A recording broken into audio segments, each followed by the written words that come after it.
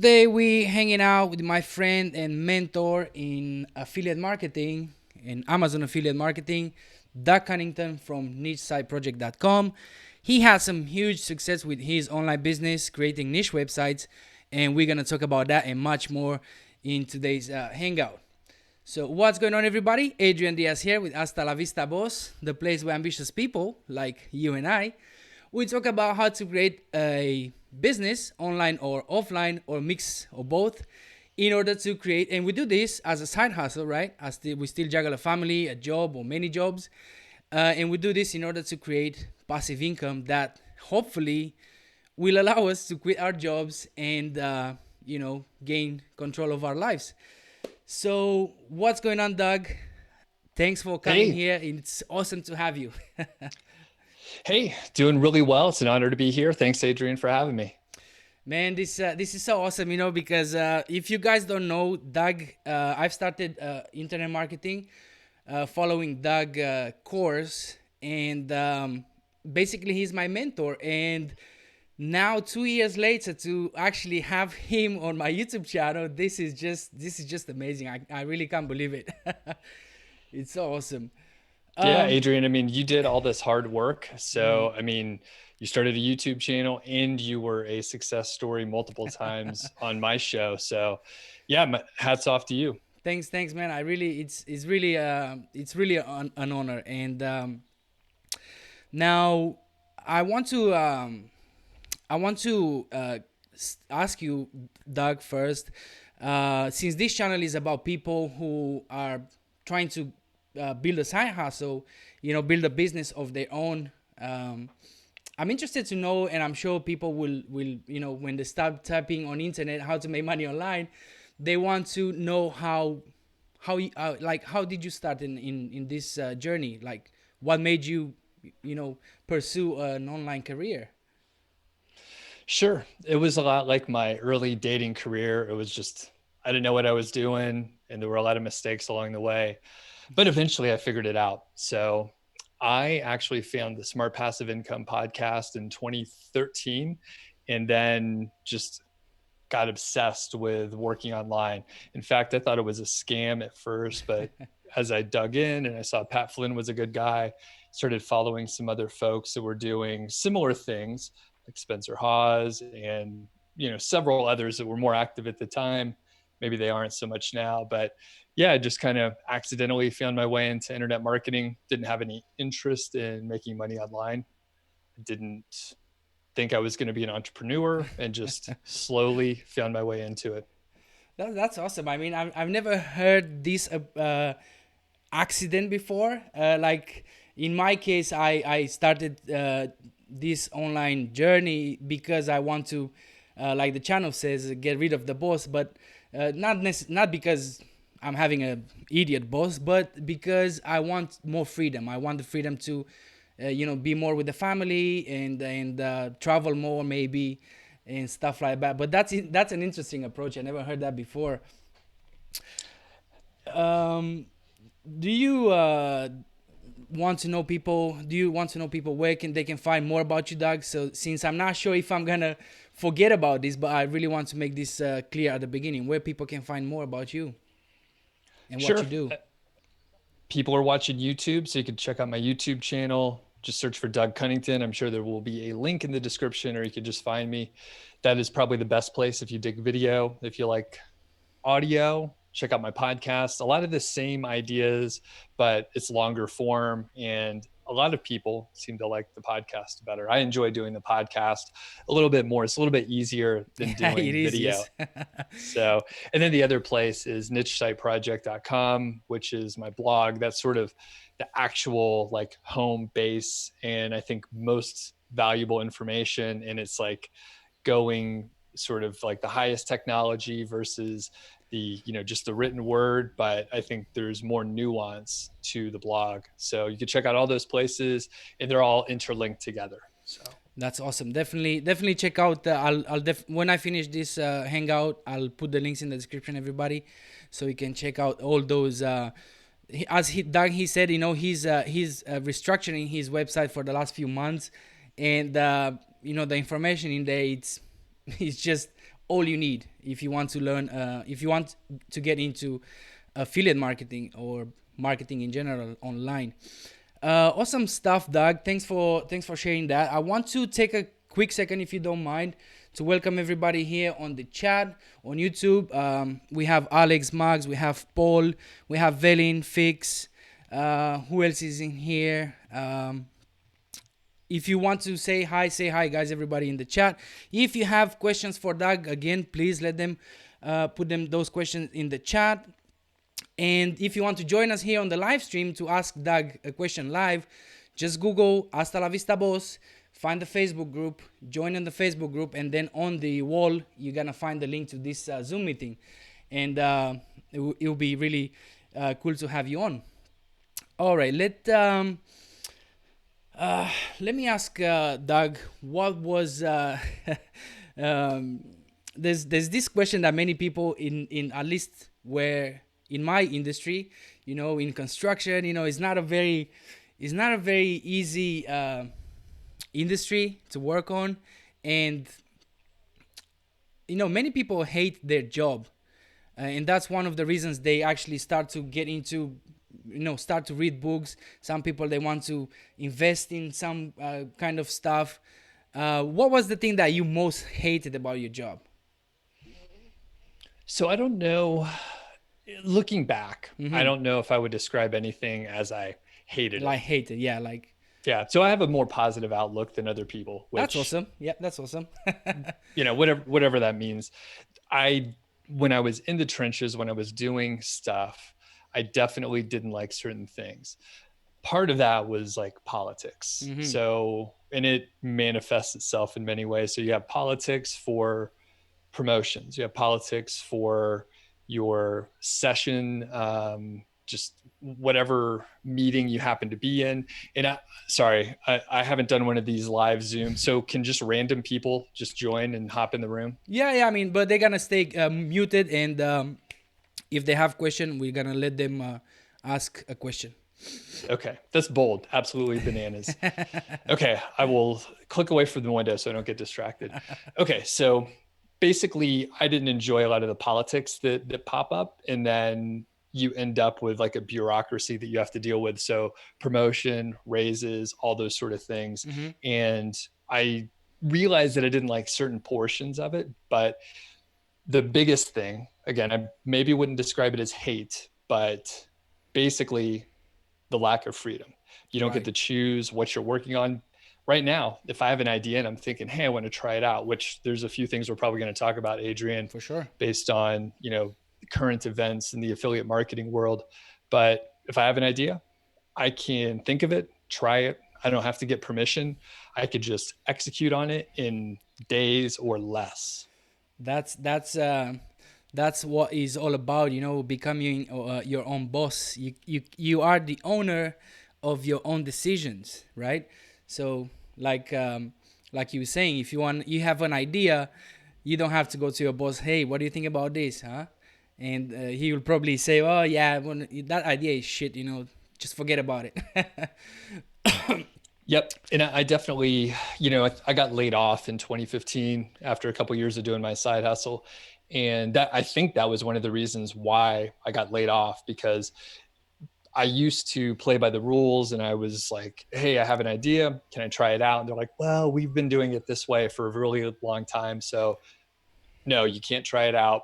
But thanks for bringing that to our attention. Man. Then I actually had enough autonomy that I just started doing things that I wanted to try. So I would test it out, and things would work, things would fail. But a lot of times, I mean, one of the best ones, it was a person on my team. They brought an idea to me, and I was like, sure, you want to try it out? Like, tell me the plan, tell me the success points. And then I let them try it for like 6 months. And yeah, I think that's one of the reasons why I got laid off. I mean, it like not that specific case, but just the fact that I was doing things because I wanted to try them out, and I didn't go through the proper channels anymore. You went rogue. You went black hat. I didn't go black hat. I think that's a different term. So that's always debatable, right? Yeah. How do you define black hat? Black hat is uh, just breaking the terms of service of Google or any property that you use. It doesn't mean that you're doing anything illegal. It's just against the rules if you want. Oh, so I think black hat is actually against the law. Is So it? I mean, look it up afterwards. Who's our fact checker? Because I don't know it. I didn't look it up beforehand. So I always interpreted black hat as actually illegal, actually like hacking someone's site, Hmm. doing something where you could have like criminal charges. Anything short of that is gray hat. I know a But few people. I mean, not personally. I know people who are doing black hat on YouTube that are getting every now and then sued, and that person has a team of lawyers all the time available because they're doing this kind of activity. But those are like you were saying, they're into hacking. Those, they're just extreme, Black hat, I have other guys that I know they're black hat and they just breaking the terms of service of Google, like using PBNs or just building links in general. It's that's against Google terms of service. So whatever you do against that, that makes you black hat. That doesn't make you a white hat anymore. sure, sure. And I came from a corporate background, Hmm. management consulting. So at least in the area that I was in, I wasn't in IT security. Right. So we never used any terms like white or black hat. I see. I see. I think this is just I don't know where this came from, but I believe it was at the beginning of. Uh, I have no idea. I'm not even gonna comment. Yeah. I um, took us off track. So yeah, what else you got going on there? well, I want to ask you, like, what was some of the things that you most struggled at the beginning of your online career, if you want. I mean, I know you don't have kids, but I know you have a wife. You had a job, of course, and that was not helping you moving forward faster, I guess. But what was some of your struggles at the beginning? What was things that would stop you in moving forward? I think some of the bigger things were around changes in how people would implement things. We're Hmm. going through that right now Yeah. as well because there's changes to the Amazon affiliate world. And when I got started in 2013, there were some guides out there that did the gray hat link building. So I got mixed up deep in that. I mean, I actually followed Pat Flynn's original, and Pat Flynn's like totally white hat I now. love the dude. Just I'm top fan. and he was doing the stuff that worked back then, and so was Spencer Hawes and several other people. And those things that worked were gray hat. They were buying links from Fiverr. They were PBNs, private blog networks, and a few other things like that. So I was implementing what people were teaching, and then I had pretty good success in a short time frame, and then I got a Google penalty, and that Hmm. happened a couple times until around late 2014, early 2015. I I thought I'm not going to do that anymore. I don't want to have that risk, even though I know potentially it can work. Even still today in 2020, the risk level isn't worth it to me. Right. And that's up to each individual. So I would say the changing landscape of how to have a successful website, a successful business based on SEO, it shifts and it changes all the time. So it's virtually the same kind of struggles that people would have. Now, you alluded to, the time frame, and I was doing, I was traveling some. I was doing long hours, often, 10 to 12-hour days, sometimes on weekends. It wasn't always like that, but IT consulting is often pretty rigorous, Hmm. and you're not exactly on call, but you may get calls on a Sunday morning or something like that. So I didn't particularly have a big issue with that, just because I prioritize the business. So when I was running short on, productive hours, I would wake up early. I'd wake up at 4 in the morning, work for a couple hours on my own stuff, and then start my full-time job. And I did that for a while. It wasn't the Right. best, lifestyle choice, and sleep is really important. So I mean, I think it's just a choice in prioritizing. Yeah, I know if you got 5 kids and your parents live with you and you need to help them out, but everyone just has to prioritize what's important to them. And I mean, Exactly. sometimes you don't have much give, but a lot of times you just have to stop watching so much television. Don't play so many games. That's it. Just trim out the fat. Yeah, that I mean, uh, that's I was actually watching a hangout I done with Marty like a few months back, and we were talking about the same thing. You know, if you want to make it, especially at the beginning when it's hard, you need to learn so many things, and you need to absorb all this information and then apply it. Well, you need to kind of, put in balance what you want to do, where you want to be. You cannot be on PlayStation for 3 hours if you want to be successful and be free in 3 years time. The longer you play PlayStation, the the longer it's gonna take you to become free and achieve your goals. um what the I'm curious to know what were your friends saying about this side hustle thing at the beginning. Do you remember? 'Cause I have because the reason I'm asking is I always ask this is because some friends of my family didn't like it. Oh, what's that? I don't know. Friends were laughing because I was making like $2-3 per month commissions and all that. Sure. So I think early on, I can't remember how soon I let my friends know about it, but I think maybe once I was making a few $100 a month. So for me, I mean, I'm an exception case, I guess, the more I talk to people, but within, I don't know, 2 or 3 months, I was making, $300 to $500 per month, and it, Wow. it was growing very fast. Wow. And it was a different time back then. And I don't think I'm special by You were any just doing stretch. PBNs at that time. That's why. Yeah, stuff like that. So basically, I think they were moderately interested, and most of my friends, for whatever reason, they actually have more entrepreneurial drive. So they were like, hey, maybe you could do this, maybe you could do that. But they were always thinking bigger. They're like, oh, that's an interesting little thing. But Hmm. once I was making, replacement income, then they were like, oh, this is actually like a real thing out there. So no one really, I didn't bring it to anyone's attention Right. before I was doing anything interesting. So that made it easier if I'm like, hey, yeah, I'm actually making a car payment's worth. So no one can argue with that.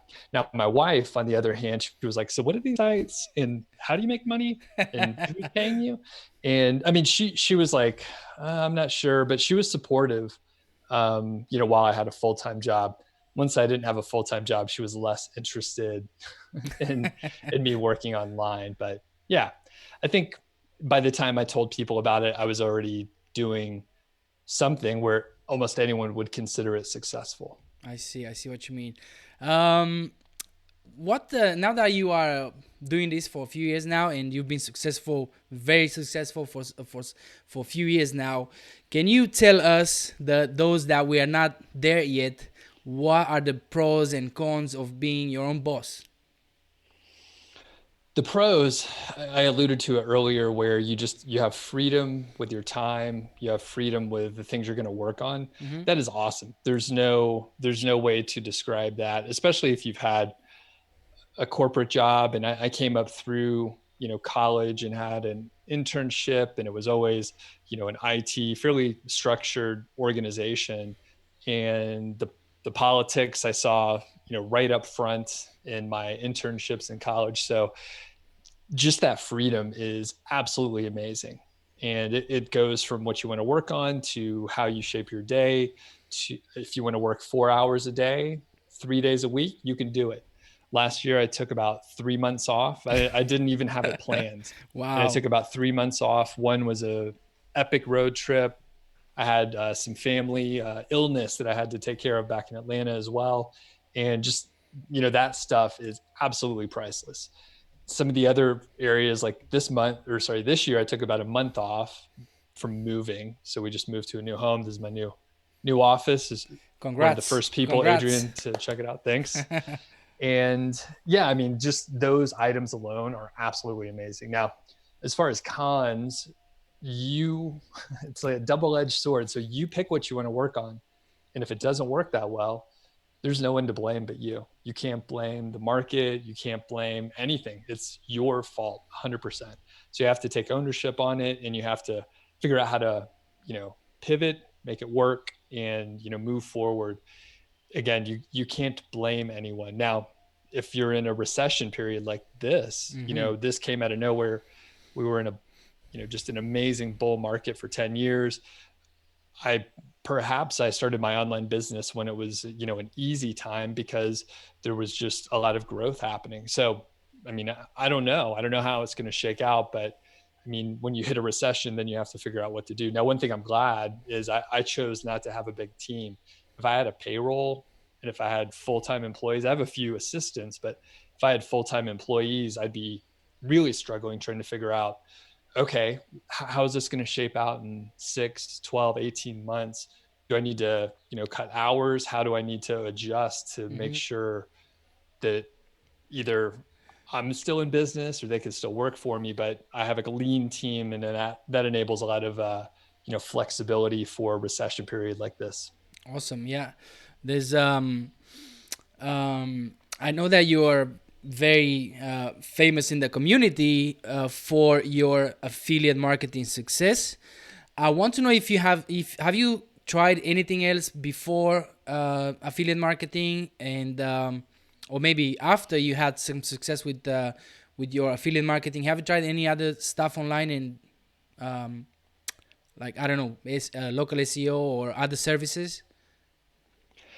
I've tried a few things, and I usually just don't talk about too many of them, or people don't want to hear about it. Now, that's another, I mean, I'll come back to the actual question in a second, but on YouTube, people and the algorithm want to hear about the same things over and over again. So you find me talking about keyword research over and over again, affiliate marketing again and again.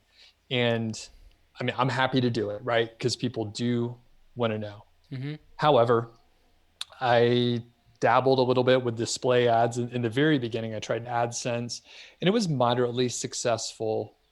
But once I hit the affiliate marketing area, I made a lot more with the same amount of traffic. So I kind of just stuck with what worked and just kept iterating on that. Now, when I got laid off, I didn't have full time replacement income at the time. So I needed to take a beat, figure out what I wanted to work on. And this is not the way to do it, by the way, but I tried several different business models all at the same time. So I had a course and actually a couple of courses that I tried to, rekindle and see if people were interested. I started a service business and I did some freelance SEO consulting as well. The service business was around guest posting, which is easily a 6-figure business. I mean, I was on track for that. I stuck with it for about, I would say, 4 to 6 months. Mm-hmm. And I just didn't like the work. So I got out of it. And I think a lot of service businesses are great if they support something that you already know about, like affiliate marketing. So you can do content, you could build sites, you can create some sort of a technical SEO, or sorry, a technical service or an SEO service all around supporting affiliate marketers. And there are huge companies that do that. So I just didn't enjoy the work. You have to deal with clients, and I if it worked, right? If my service-based business is successful or an agency is successful, you have a bunch of employees. You have org chart, and I just didn't want to go back to that. So affiliate marketing has been great because it's generally hands off almost all the time. I mean, it depends on how you're doing your affiliate marketing, but oftentimes it's very hands off. Yeah, it's hands off, and it doesn't require much especially when you start. It doesn't require a lot of investment. It doesn't necessarily require a lot of knowledge.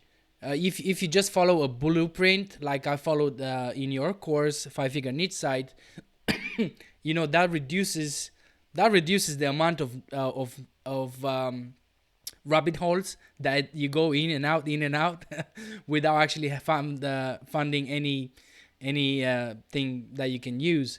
You mentioned that you have a few courses. I do remember when I started to follow you on YouTube a long time ago. I started to follow you, you were having 1,100 people, 1,100 subscribers, and now many thousands. But I remember you having some calls with Rob Atkins, um, and or Rob Atkins or Atkinson.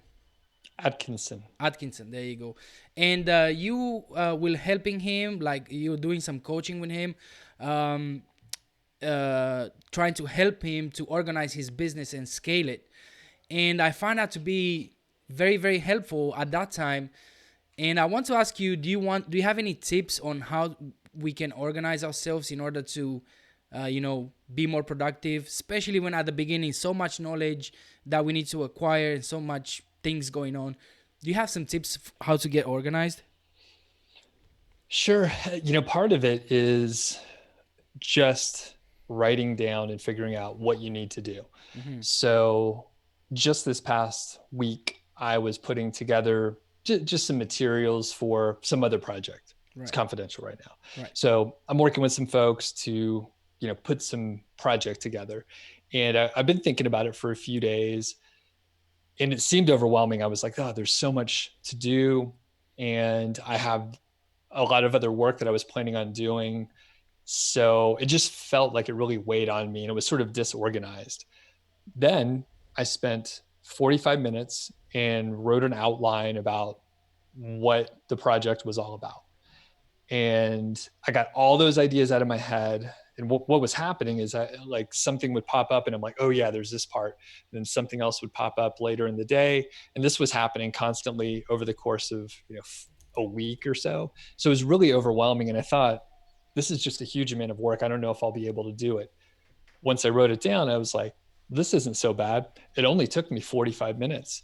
I didn't have any other distractions. And now I feel really good about it. I'm like, this is a doable project in the time frame that we have available. So if you are feeling overwhelmed and you're thinking, I just learned all this stuff from a course that I took, or maybe you read a bunch of blog posts and a few podcasts, and you're thinking there must be, 80 things that I need to do or 800, I have no idea. If you just sit and write everything down and then have, it doesn't even need to be organized, by the way, you can organize it later. That usually will bring a lot of clarity. Now, step two is you actually go and look and maybe group it together. There's Okay. a few tools that make it easier, but I mean, I literally love working on just a legal pad. You can write it out all out of order and then copy it to a new sheet. Maybe then after you do one revision, then you could type it into whatever you want to.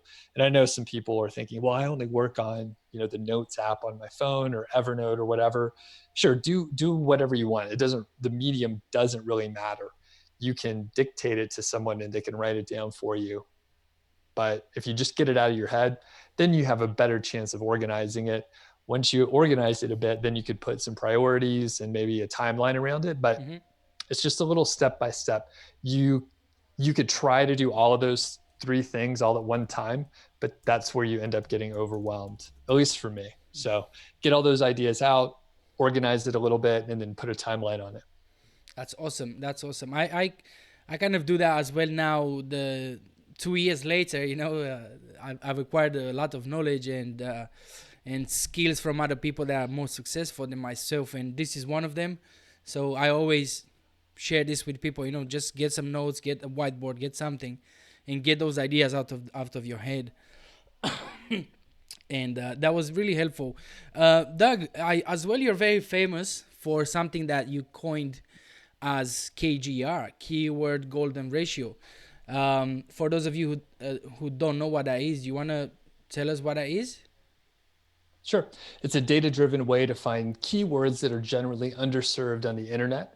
So slightly technical, so I'm not going to try and explain a formula out loud, but you could go find it. Typically, just in layman's terms, you're trying to find if there are any websites, any web pages on the whole internet that are actually using a specific search phrase in the title.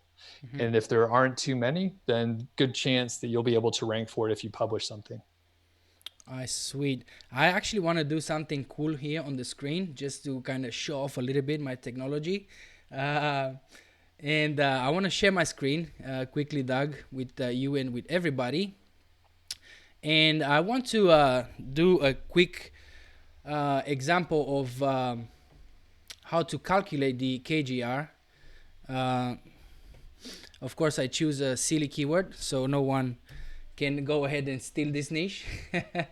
But if you let's say you have this keyword, like Doug was saying, you have this keyword here, and um, uh, the calculation for the KGR is KGR equals to um, how much was it, Doug? The all in Or of all title, in title. all in title, divided by the search, the volume of the keyword, right? So this would be our this is what we need to calculate now. So this keyword here, for example, best smartphone under 15,000, whatever money that is. You'll have to come down here and you calculate it this way. KGR equals to all in title. We have to do the search operator. One sec, we need to do the search operator. And this, by the way, Doug is covering all this on his course, 5-figure niche site. And there's a link in the description if you want to check it out. I've done a review as well if you guys want to check his course out and what's inside. But all in, is this right? All in title, colon, and the keyword. Of course, we have 13,000 all in title. 13,000. I'm just gonna run it up. 13,000 divided by the volume of the keyword, which is 190. And if I bring my calculator up, which should be here somewhere, where are you, calculator? That's 13,000 divided by, this is actually a very bad example. So that would be your calculation of the KGI is 68. I'm not Yeah, even, and you want it to be under 0.25. So let me give you a tip if you want this to work out better. yeah, Just put dollars, like search for $15,000. like 15,000 after it, right? Or dollars. Sure. I think Google could Oh figure that yeah, out. so you have one result. So you'll have one result here. So you'll calculate again the KGR, and the KGR will be where is this? It's under 0.01. So we could just round. There's no Yeah, need to calculate the whole thing. yeah, it's under 0.1. 0.01. Yeah. Yeah, it's very low. So if you find keywords that are according to the calculation, you do this calculation here, all in title divided by volume, the keyword of the volume. If the result is 0.25 or less, right? Then that's a good keyword. Usually, right? This is a good keyword to go for. If it's over 0.25, it's still doable, but you're gonna have some competition. Maybe you're gonna need some backlinks. Maybe you're not gonna rank straight away on page 1 or 2. Is that correct, Doug? More or less, Yeah. yes. There's a little more nuance, and depending on, honestly, if you're new to SEO and keyword research, this is a very good guide. KGR is something that you could use and feel confident when you're targeting keyword phrases. Now, one interesting thing, and Adrian, I know you're friendly with like Kyle Roof and some of the people at Internet Marketing Gold, Yeah. as I am as well. Yeah. So those are like pretty advanced people in general. It's an advanced audience. So when I was getting questions over there, they were saying, oh, this is not very interesting. It's kind of bad advice. And if you're really advanced to SEO, then yeah, you're probably already doing something like this in some mechanism.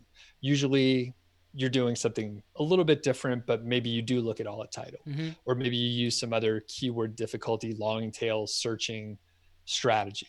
All those are fine. And a lot of people, for some reason, think I'm very dogmatic about KGR, but I'm not. I'm pretty agnostic. I mean, it's a great tool to use, but I've never said, hey, you have to use this. You always have to use it. And I mean, I personally use many different methods. Again, it's a tool in the tool shed. So if you're brand new to SEO and you're brand new to keyword research, check out the KGR. It's a great way to simplify your keyword research. But if you're really advanced and you're thinking, Doug, this is kind of, it doesn't quite make sense, then maybe you're beyond it. It doesn't mean that I haven't had people contact me and say, hey, I run an SEO agency and I started a site and now I make $5,000 a month extra on the side because I used KGR on a site that needed a little push in a certain Right. direction. So I think there could be a little bit more to it than just you know publishing publishing content that's low search volume. Yeah, sure. I mean, some people would think, hey, it's a waste of time. But if you have a site in place and you need to kickstart it, restart it, maybe you just purchased a brand new site and you want to really get more traffic and boost some of the rankings, it's a really good way to just pull up your overall rankings because you could do a lot more internal linking from your KGR terms that are ranking really well.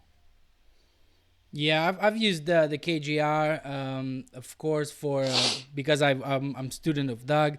I've I know other friends like Marty McLeod and other successful students of Doug. They've used this technique of finding low hanging fruits, and we've had decent success with this. Some more than others. Marty, by the way, he quit his job last year, and that was awesome. And let me quickly shift. I had an issue here with the screen. I wasn't sure where to look at. There's lots of technology, guys. I'm sorry if I mess up any now and then. Let me quickly take us to the chat, Doug, if you don't mind. There's a couple of questions I want to address quickly before we move on. Um, so with a not SERP test is asking here, with an automated version of this would be of help. I'm guessing he's talking about an automated version of the KGR, a way of doing the KGR automatically, maybe a tool or Yeah. something. Yeah. I think a lot of people, I mean, I get that question all the time because people want to do this faster, just like anything else. So there's a couple issues. One, a lot of people that are looking for a free way to do keyword research don't really want to pay for a service, but a lot of people do ask. And I know some people have developed their own. It's not a very, I mean, I have a software background. This is not a hard problem to solve. Mm-hmm. You can do this on your own with some scripts. It's not that difficult. So SERP test, would it be of help? Yes. Would it be profitable? I don't know. Selling software is difficult. Selling a service is difficult. And even if there's a great market for it, it doesn't mean you're going to be able to do it. And I mean, you seem like you're asking, hey, I could automate it. I'm smart. I could do it. Yeah, shitload of people can. That's great. But the hard part is not the technical problem to solve. We could sketch it out in like 3 minutes. But to sell something is really hard. To sell to a market that doesn't want to spend money, that's even harder. So I think it you could test it out, and there's a lot of, I mean, it's interesting. There are companies out there that either do a service. If you go to Fiverr, there's a bunch of people. I mean, I try to get them to take my picture down because I don't know who they are, but they're like, hey, well, I'll do Doug Cunnington's KGR service for you for blah blah blah. So there's a market for sure. Selling it, I don't know. I see what you mean. There are, as you were saying, there's services out there. Even the guys at Human Proof Designs, I think they're doing it as well. They have a service for that, and I've heard many people being very happy about that. I mean, I would be happy as well to pay for someone for the time it takes. Some time for you to do all this keyword research and then put it all together in a spreadsheet and then make it. It's a lot of work. Well, and I've done this a lot, perhaps I'm one of the experts on it since I made it up. For But sure. I mean, once you get used to it and once you kind of know where to look, it's not very hard. I mean, if you need to find 500 of them, then sure, it takes a while. But if you want to publish, one per day or maybe even three per day, it's not really that hard to find three KGR terms in a few minutes. So unless you're doing some kind of crazy huge content sprint, you don't need to automate it. So I see. Excuse me. Um, I have this question that comes all the time, and I'm sure comes all the time on your live streams as well. Is how do you go about choosing a niche for an affiliate website? Is there a secret? no, and you know what? I hardly even answer this one because there's so much that has been said So- about it. So you came at me sideways here, Adrian, and tricked me. Basically, a couple of the biggest things are make sure that there's a market out there where people are spending money. Mhm. So back to the thing that I mentioned before about a market being there, but if it's a market that doesn't want to spend money, could be a little bit tough. So let's say you want to start a site on being frugal and you want to sell a course about being frugal. Well, that's a terrible idea because people that want to be frugal probably don't want to spend money. And if you're like, hey, spend money on a course, like you're probably not going to be able to charge much, and there's probably not going to be that many people that want to buy it, even if there's a huge market. There is a huge market, by the way, for people that want to be frugal, but they're not going to spend much money. They probably don't. Potentially, they may not have much anyway. So you do have to make sure there's products, and then the other part is a market fit kind of with the products, the market that you have, and then your interest as well. Generally, things are going to be a little bit difficult. Like I mentioned, a SERP test over there. Just because there's a market out there doesn't mean it's going to be interesting. So if you don't really care too much about this, specific piece of keyword research strategy, you'll probably get bored. I talked about KGR for several years before, or at least a few years before anyone paid much attention. And then once people did pay attention, some folks were like, did you really come up with that idea? And I was on Spencer Hawes Niche Pursuits podcast in the last couple weeks, and he was like, hey Doug, did you come up with that on your own, or Is did this you your listen to one of idea? my podcasts? Yeah. And I explained it so people could check out that show, but basically I talked about it and I marketed and I showed people that it was a valuable piece of information before anyone paid attention. So how do you find a niche? Make sure there's products, make sure there's a market, and hopefully you're a little bit interested in it. Great, great answer there, Doug. Thanks very much. I want to ask you now something that everybody is talking about now, and is the shitstorm that Amazon has created for the affiliate marketing for the affiliate marketing space. Everybody now went nuts because Amazon reduced the fees. Um, and actually they've reduced quite a lot. My side was affected because I was in tools. I'm a construction guy, so that I thought that was a good niche for me to go in because I have experience with them. But it used to be 5.5, now it's 3%. I'm lucky that in other places I advertise other products that they're not tools, and the commission it's a bit higher. But we'll see how that will go. So I have loads of questions for you, Doug, on this section here. Like, first of all, what that means for people that have businesses around Amazon affiliate program. Like, you have a course, and other guys they sell pre-made websites for Amazon. What that means for you guys? It's this something that is going to be like negative, or how that will affect you in the future?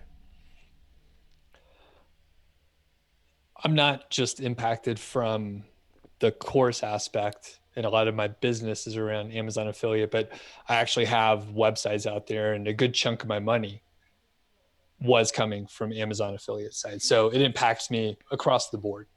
Very big hit. The last time one of these came through, 2017, March of 2017, my revenue went down by roughly 35%, something like that. So definitely a huge impact to me. Now, your question, is it going to be a big hit? What do you people need to do? Um, well, we're going to have to pivot and think about that. So one of the first things that I did, because I have existing students like you, Adrian, Marty, a bunch of other people on the channel that I've interviewed as success stories, plus dozens of others, I was like, all right, I got to take care of these students. So held a quick webinar, let everyone know what I was going to do. So I'm like adding course material to allow people with sites that are making money to hopefully, you may not be able to replace the revenue that you're losing, probably not, but there are some strategies and some things that you can do to help out. Get a little more money from the traffic that you have, maybe boost your traffic in a couple other ways, and just adjust, because you have to at this point. Mm-hmm. As affiliates with Amazon's so huge, we have literally no leverage. I'm pretty sure they don't care. I know, sure, we send some traffic, but in a lot of ways, like, they'll be able to do it without us. So you have to pivot. Now, for me personally, I was actually, I didn't want this to happen, of course, but I was complacent in a lot of ways with my own personal affiliate sites, where maybe I wasn't doing enough to diversify income. Mm-hmm. It was only in the last, couple years where I actually put display ads and would make money. And I was very conservative with it, by the way. So I didn't want to have too many ads on my site, because I don't really like to go to a website that has ads myself. So I was a little bit muted as far as display ads, but there are a lot of different ways to monetize the site. So I am adding to the course to make it a little bit more blended as far as a monetization strategy. So that was number one. And then number two, I was also complacent in that, you asked earlier, what other business models have I Yeah. done? Yeah. I've done a lot. I do a lot of other things, and I've thought about teaching other stuff for a while, but I didn't need to. I was just waiting around, and I got five, maybe 5 or 6 course ideas that I could like get into pretty quickly. And not only, not just from a conceptual standpoint, because I know people that do courses that are literally like just regurgitating what they've read or learned Yeah. from other people, and Yeah. they haven't executed. And I've actually executed on some things. Now, I may not have as rich of case studies as affiliate marketing, which I've done a lot more of, but I have started service businesses. I've done freelance consulting. I started a YouTube channel. I've done podcasting. I've created multiple courses. I didn't even realize it, but I think I've done 4 total and iterated. So I kind of know my way around a few other areas.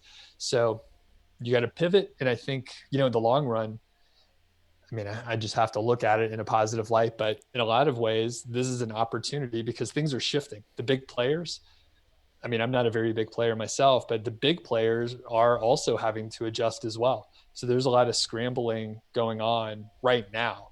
And there's some people, like some of the service-based businesses. I don't know. We're all biased, right? We're all biased in Yeah. some ways. And I read some stuff from service-based businesses where I'm like, they're not saying that they're biased, which I think it could be important for transparency to just say, hey, my opinion's a little bit colored by the fact that, this is what we sell. But this is going to change the way people get into affiliate marketing. Now, I think Amazon's still probably the best option for beginners most of the time, or I people that want to agree. get into a side hustle. I agree. Yeah. I agree. And you mentioned that diversifying and being honest about being affected about this change in Amazon fees and all that. I'm really, really happy that about your reaction, because most people would start to say, no, Amazon number one. Oh, this number one. And you say that, hey, yeah, it's gonna affect us, so we need to kind of shift, and not because you have a product, you teach people how to build websites with Amazon, and niche websites, and monetize them with Amazon. I would have expected to you to say, no, no, no, number one Amazon is nothing happened, just close your eyes, nothing happened. But it's true. So now I'm curious. I can't wait to see what you come up with in the course, to kind of add on top of Amazon. Is that what you're gonna try to do? Like maybe create a new section, a new module on the course, talking about how to put ads on a site, or maybe how to get some other products from other places. Is that what you're gonna do? Yep, more or less. So a little bit more nuanced than that, but Mm-hmm. yeah, make money in other ways, get more money from what you have in place, and just thinking a little bit more broadly about the full business model. Right. So in a lot of ways, and the course was designed in a specific way for Mm-hmm. Amazon affiliate marketing. And I think it will still stand, and it needs to be that way, because it gets exponentially more complicated. It doesn't seem like it would, but if I started to say, hey, you can go to ClickBank and get info products, and you could put display ads on there, and you know what, you can start an email list, and you can come up with your own products, and you can do a course. Well, you could see all of a sudden it's very hard to figure out what to focus on. Yeah. And True. part of the magic of the course is it's concise. It is not as long as some other courses. It has a lot of content, and a lot of that content is live streams and me answering questions, right? I At love this those. point in time, very valuable. Hard to explain how valuable those are, but the biggest thing is the course Five Figure Niche Site is concise. It tells you that you're going to learn how to do X, not X, Y, Z, A, B, C. It's concise. And then you could layer on things later.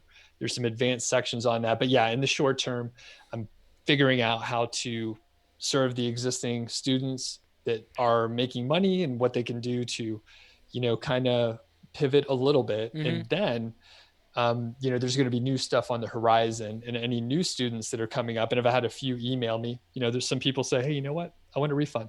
And I'm lenient on refunds. I give them a refund. That's fine. And some other folks say, well, I'm just getting started anyway. And, I really like how you're going to add to the content.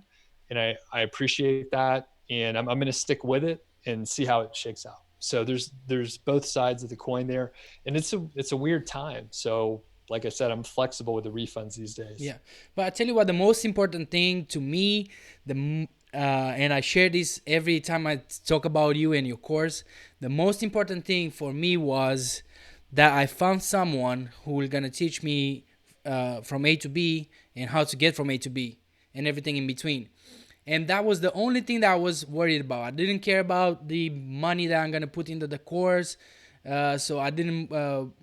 The only thing I wanted to know is how people are making money online, because I didn't know. I didn't know how they do it. Just like you were mentioning your wife. What do you do basically? But once I got into it, you see now, I'm into many other stuff. I'm even doing testings on SEO. SEO tests on Google algorithms, and I'm not exact. I'm not there, like out of the rat race, but I know that in the what I'm learning is gonna be like very, very helpful in the future for me. So I'm gonna be like a more complete marketer, if you want, with many skills. And this is another thing that I wanted to ask you, because when I share my income streams now, I'm not income streams. My income reports, like each month I do a video about it. So I have different affiliate programs that I'm into. I'm doing some merch. I'm trying to do some merch by Amazon. I'm trying to. I have some property that I'm renting. So let's talk about a little bit about diversification, if you want. Is that an important thing for someone that gets to that want to create a business? Is that important at the beginning, or how do you what's your opinion about the diversification? And this is mostly for the new side hustler, right? So Mm-hmm. Mm-hmm. basically, and I'm glad that I have a different opinion than most people, is no, No. don't worry about diversification. Do something well and figure out how to do it, and then you can start diversifying later. Right. If you try to diversify right now, let's say for example you're like, hey, I think Amazon still is decent, I'm going to get into some affiliate marketing, I'm going to do a niche site, I also want to do drop shipping because those margins are better, and I think I'm going to do YouTube because I want to start my platform, and podcasting seems pretty easy because I already have the equipment since I'm doing YouTube videos. So all of a sudden you end up thinking, all right, I'm really diversified, I have these four different, pretty independent streams. And by the way, I mean, the physical market in my local area is great. So I'm going to get into some rental properties as well. It's going to be really, really unlikely that you're going to be successful if you also have a full-time job. Now, what you can do, you can do everything. Like almost anyone can do everything, but you just can't do it all at once. So if you just take your time, you execute on the one thing that you're working on at the time, then and get it to a complete state. You have to finish your projects. If you get 99% done for each one of those, you still haven't finished anything. So you really have to, outline what the complete project is, what you're going to do, and then do it. So diversification, I think, is stupid until you have a really good reason to diversify. So, and yeah, you could pick examples. It's Anyone can pick examples where it's like, you should have diversified. It would have been smarter, but you never know like how things are going to turn out. And in general, people think they're diversifying. Let's say I see this all the time too. Oh, I should have you know, 5 different affiliate sites so that I'm diversified. Guess what? If they're all monetized by Amazon, you weren't diversified. You just got hit in the yeah, same way five yeah, times. yeah. So, I mean, that said, I started with a mindset of diversifying, even though I didn't put it in those terms. But at the same time that I started Niche Site Project, that was roughly when I started working online. And at this point in time, it was really good that Mm-hmm. I did both. Meanwhile, my friends that were doing only affiliate marketing, they crushed me. They went so far ahead. Their affiliate marketing area is just more massive, so much more massive than what I'm doing right now. But they don't have the platform that I have right now. So I it's a little see. bit different. And maybe they got hit pretty hard with this last update. And I'm hit hard too, but I have a much easier pivoting angle to get into. Right, right. I had a feeling that you were talking about me. Oh, did uh, you do all that? I do all that, yes. But at the same time, I see that I have this Amazon affiliate website. I have this YouTube channel, which it can be monetized in the future when you have subscribers. You can have products like you do reviews. So it's kind of building up, stacking if you want. Uh, the opportunities if you want. But I get your point, because if you do 5 things at the time, you're not gonna be able to get where you want to get, like in 1 year or 2 years. It's gonna take you longer if you want, because you're working on so many things, right?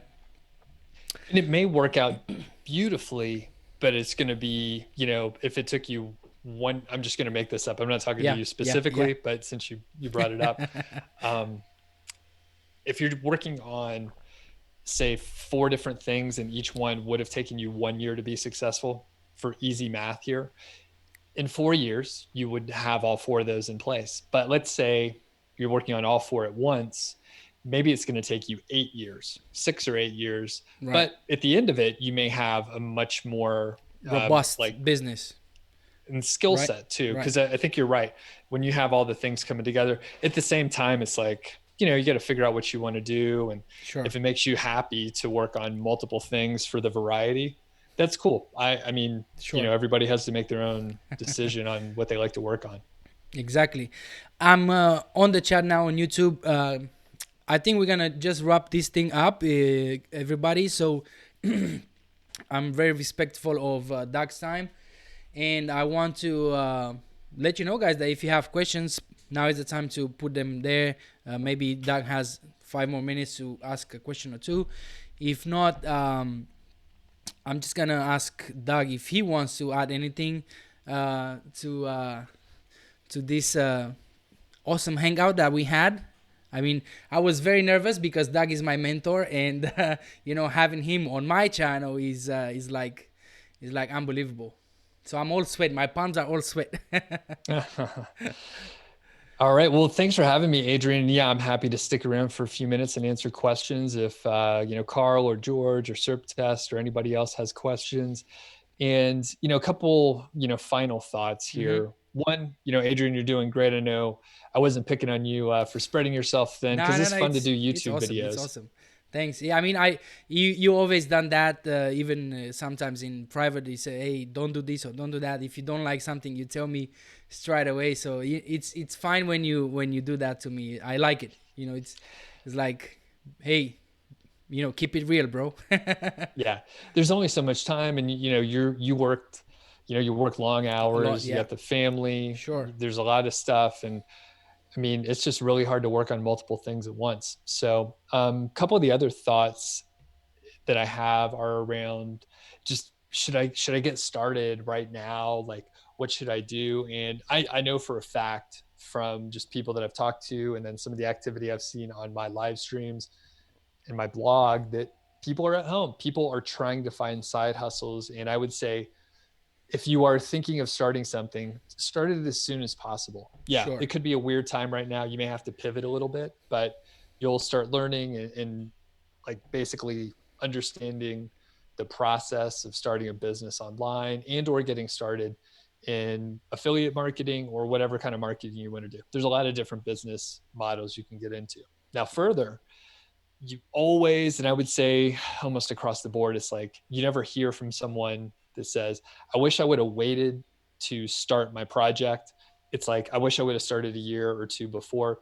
Me personally, I wish I would have started the podcast at the same time I started the blog, but I'm glad that, I mean, it would have been hard and I would have Yeah. been spread even more thinly, I guess. But at this point in time, if you are thinking of starting something, you should probably start it.